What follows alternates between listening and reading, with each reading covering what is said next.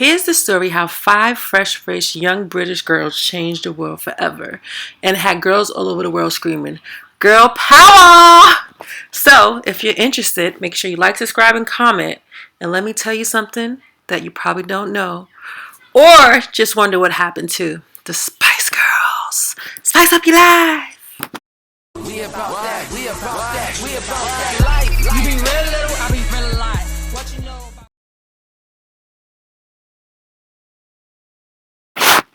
So, I'm going to read you the advertisement the audition ad that all these 5 ladies saw that made them come down. So it says, RU. Streetwise, outgoing, ambitious, and dedicated, Heart Management Ltd, a wildly successful music industry management company, is currently forming a choreographed singing/dancing all-female pop act for a record recording deal. Open auditions.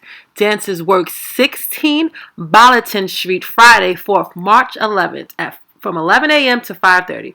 Please bring sheet music or backing cassette. Heart Management, and then it lists the number. This is what all these 5 ladies that we now know as the Spice Girls saw in the paper, and they showed up on this day.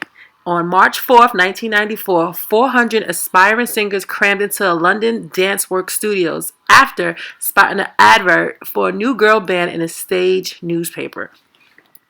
They were split into groups of 10 and taught a dance routine. Afterwards, they each performed a solo song. Mel B blew them away, singing Whitney Houston, The Greatest Love of All, while Mel C went for the Pointer Sisters. I'm so excited.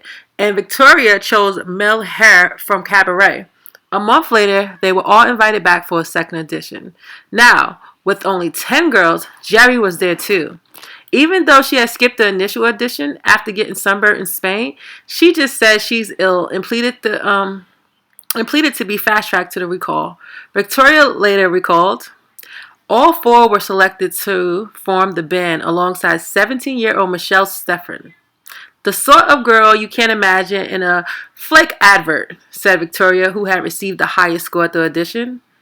The Quintess moved into the house in Manhead, where they received dance and vocal coaching, but it soon became clear Michelle didn't fit in.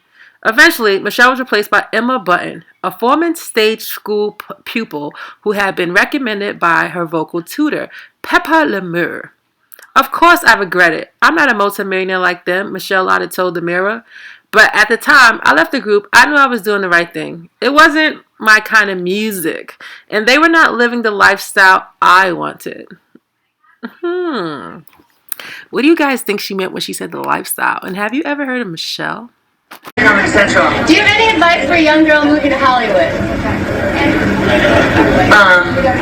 I'll get live with this. Harvey Weinstein invites you to a private party in 4 Seasons downtown. I did this weekend, my truth. I wasn't in a girl group. I was in a prostitution ring. Oh, and we happened to sing and be famous while everyone who owned us made the money. I was 12 when I first got signed. Wow. And prostitution ring, those are strong words. People want to understand this. Oh, well, you know, when you have a den mother from hell that's controlling the girls, manipulating the mind, and verbally and mentally abusive, what's the difference between that and a pimp in order to control the narrative? That's what was done on a day-to-day basis. I walked away at 21 years old from a massive conglomerate that was launching us into orbit. How bad could it be for a 21-year-old to walk away from her dreams? Yeah. I knew I was standing on a limb.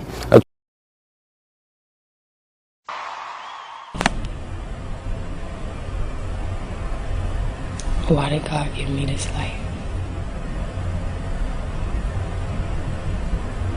Sometimes it's overwhelming. Why did God give me my talent, my gift, my family?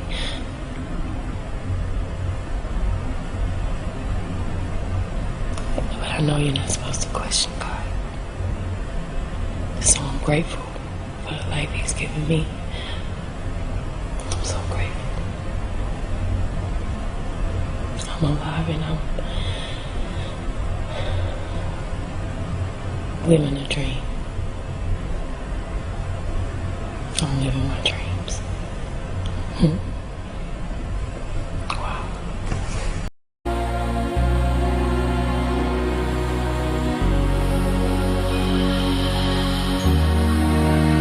just woken up, here's the biggie today. Geri Halliwell has left the Spice Girls.